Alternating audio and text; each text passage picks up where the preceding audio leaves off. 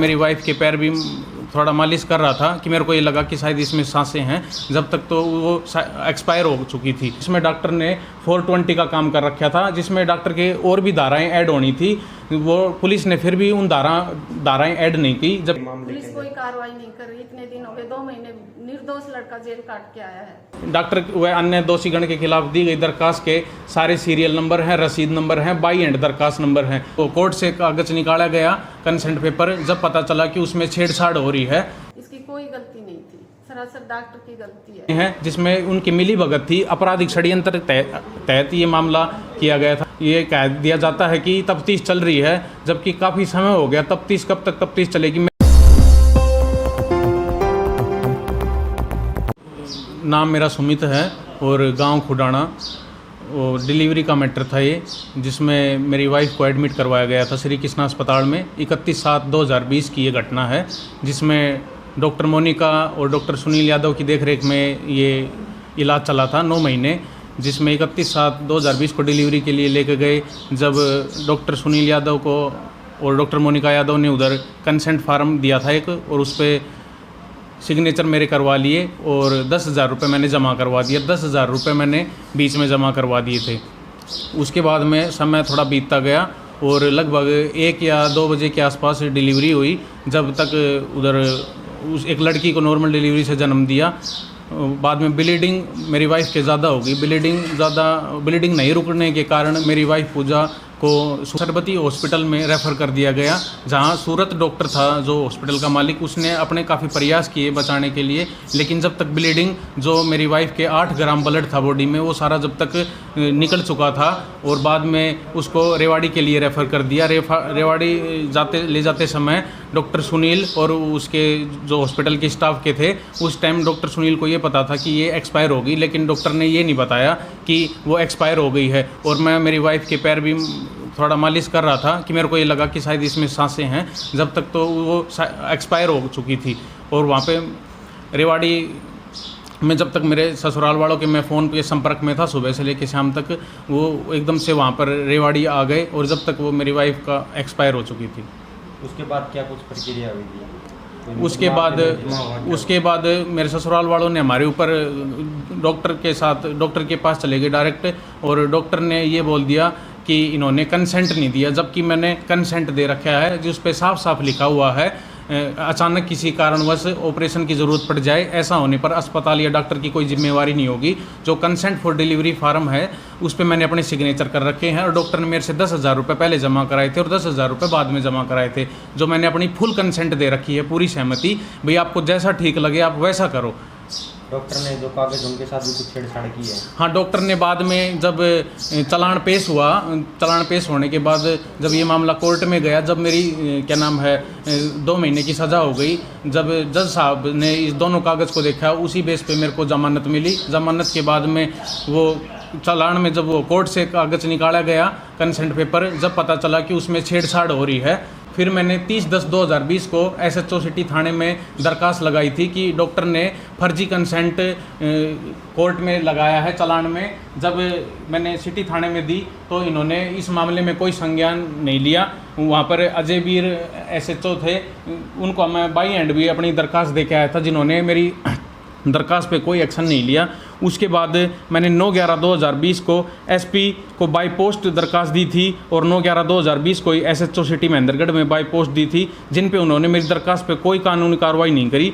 फिर मैं 20/11/2020 को पुलिस अधीक्षक नारनौल गया, बाई हैंड अपनी दरखास्त दे के आया, जहाँ पर उन्होंने DSP कुशल सिंह को मार कर दी थी, जहाँ पर उन्होंने भी मेरे मामले को दबाए रखा और कोई कानूनी कार्रवाई नहीं की। 27/11/2020 को फिर मैंने एक दरखास्त बाई हैंड दी थी, जहाँ पे पुलिस अधीक्षक ने SHO साहब को मार कर दिया था, उस पर मेरी कोई कार्रवाई नहीं की गई।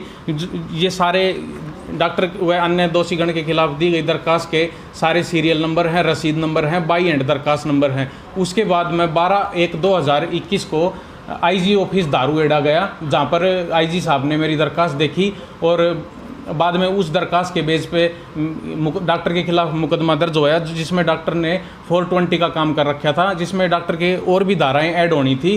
वो पुलिस ने फिर भी उन धाराएं ऐड नहीं की, जबकि 2 धाराएं डॉक्टर के खिलाफ लगाई गई हैं, जिसमें ये मिली भगत का मामला था, सारा साजबाज होकर ये काम किया गया था, जिसमें मेरे ससुरवाड़ वालों के भी नाम थे।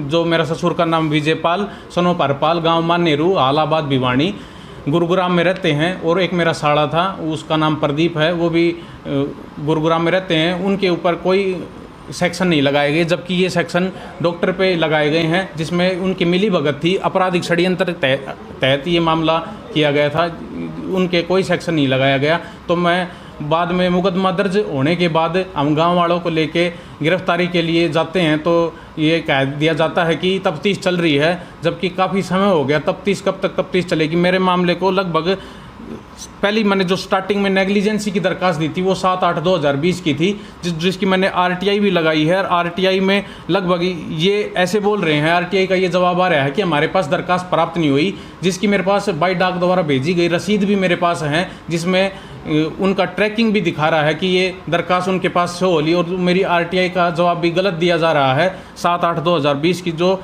सारा मैटर नेग्लिजेंसी को लेकर के था शुरू में, और बाद में इन्होंने फर्जी का मामला सेट कर दिया। इसमें जो चलान में लगाया गया था कागज, इसमें डॉक्टर के 420 और एक 465 465 की धारा के तहत मुकदमा दर्ज कर लिया। जो बार बार हम जाते हैं थाने में गांव के मौजूदा आदमियों को लेकर के भी, तो बार बार यही कहा जाता है कि गिरफ्तारी कर रहे हैं, तफ्तीश कर रहे हैं, जबकि साफ सुथरा क्लियर मैटर है। मैं आपको वो कागज़ भी दिखा सकता हूँ। क्या मांग करते हैं आप? वो यही कहते हैं कि अभी तफ्तीश चल रही है, अभी तफ्तीश चल रही है, लेकिन बिल्कुल साफ क्लियर मैटर है। 2 कंसेंट हैं, एक डॉक्टर ने अपने हैंड राइटिंग उसमें मेंशन करके लिख दिया, हमें डॉक्टर ने बता दिया है। हमें कब बता दिया है? हमने अपना पूरा कंसेंट दे रखा है, पूरी सहमति दे रखी है कि आपको जैसा ठीक लगे वैसा करो। नॉर्मल डिलीवरी हुई है, ब्लीडिंग ना रुकने के कारण मेरी वाइफ की डेथ हुई है।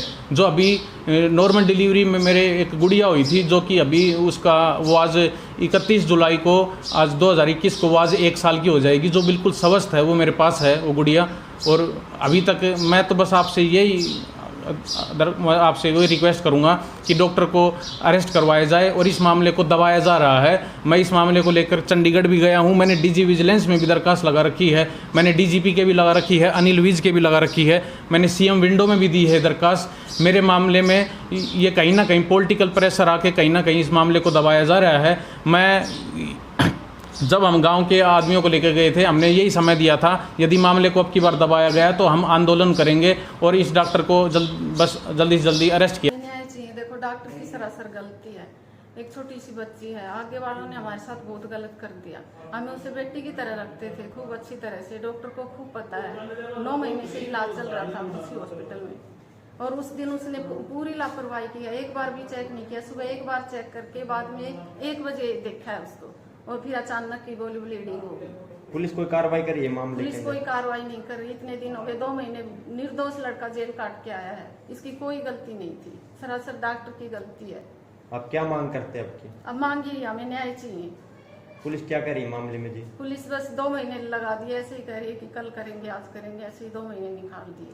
डॉक्टर की गिरफ्तारी की मांग करते हो? गिरफ्तारी की मांग चाहिए।